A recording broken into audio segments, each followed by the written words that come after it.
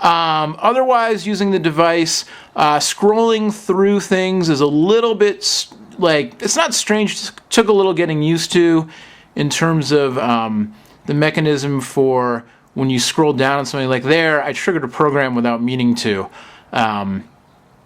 just because of the whole, using the scroll bar was pretty easy. Scrolling down just this list of menu, it's not a flick type interface, and so flicking, I know I'm not supposed to be flicking on when I do flick, which I do sometimes. It triggers, like I clicked on something to run it, which, that kind of thing. The music player worked pretty well. I've read a couple of reviews that said it's not the full-on XpressMusic experience. I guess because you don't have the controls. You don't have dedicated media buttons on the phone. Although it does come with a remote control, an inline headset microphone remote control thing that has media control buttons there.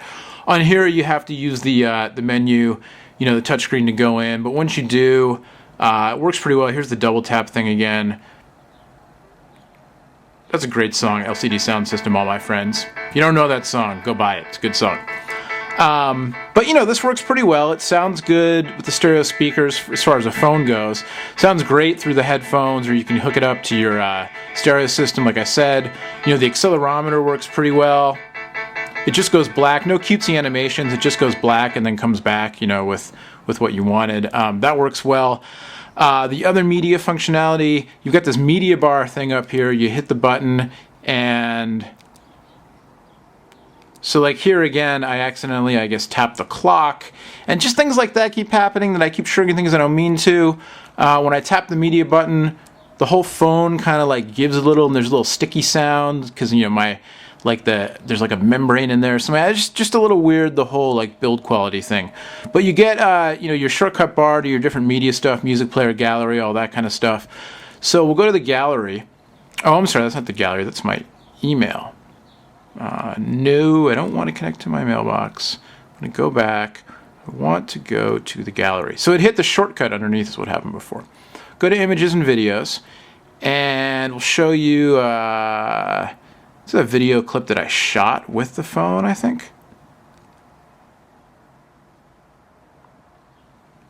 Yo, man, what is it? What's the custom ROM? Is it like Qphone? Oh yeah, so that's a video I shot to send somebody in a picture message. So the quality, I shot that with the front-facing camera. The quality kind of so-so. We'll go back to the gallery, and we will go to get you a picture here. Here's a video, came with the phone, sample video, so you can see just the playback quality. And it's nice, it looks really good. It's a nice little device for watching small screen media. I think the widescreen looks great. All the built-in storage is great, 3.2 inch, like you can see. You can read the specs right there. It's mostly the UI stuff that kind of gets me down, I guess, about the phone. And so I'll show you in some cases like that, that works well. You touch the screen, your controls come up, you can grab and slide to scrub through the movie and everything. Your controls are right there, perfect. The big issue for me came when it came time to do something with the Qwerty board. So I will type a message, and the Qwerty board comes up, and that's just kind of a mess. I mean, it's cramped. There's not a lot of room to see your message. I guess this part is fine for what it is. This part up here with these icons, they make sense after a little while, but it just doesn't look that attractive. And it makes sense, I guess, that this is to delete and these are to go back and forth, but it's just kind of not as intuitive as you'd think it would be. And then you can go to this other Qwerty keyboard, the mini Qwerty keyboard, which is just I guess you can use it with a stylus, but I don't know, man. And then we'll go back and we'll go to this other Qwerty keyboard, alphanumeric keypad. And this thing, this is a mess to me as well. If you rotate, this one's a little bit better, but just the keyboards definitely need some UI work. Here's a little handwriting area, and you can do this with the stylus. This actually worked pretty well. Well, no, LI. I don't know. Whatever, it's fine. Z, 2, Q. Yeah, so the handwriting's all right. I'm not going to use handwriting that much. It's much bigger in Asia than it is in North America, though, because of the different characters and the alphabets that are used. But just some work definitely needed on the UI front with this phone, and some work needed in terms of the build of the way the touchscreen responds to things. And I don't know, again, I think when it came down to it, the web browser works well. It's the Series 60 web browser. The 3G works well and everything. I'll show you some stuff on the web browser because I know people want to see that. But I just, for messaging this phone, you know, really that's where I realized that I could not use this phone every day because the input methods for text just not that good. I just couldn't get used to them, didn't like them. The UI was both, you know, not that attractive and kind of confusing to me. Let's get online here. I'll hook up to Wi-Fi and I'll show you some stuff.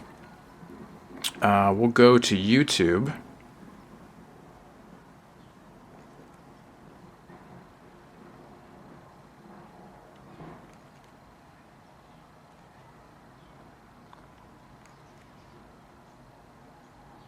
So this is kind of funny. It uses the same WebKit-based browser that Nokia's browser needs a little bit of a refresh. A couple of years ago, it was by far state-of-the-art.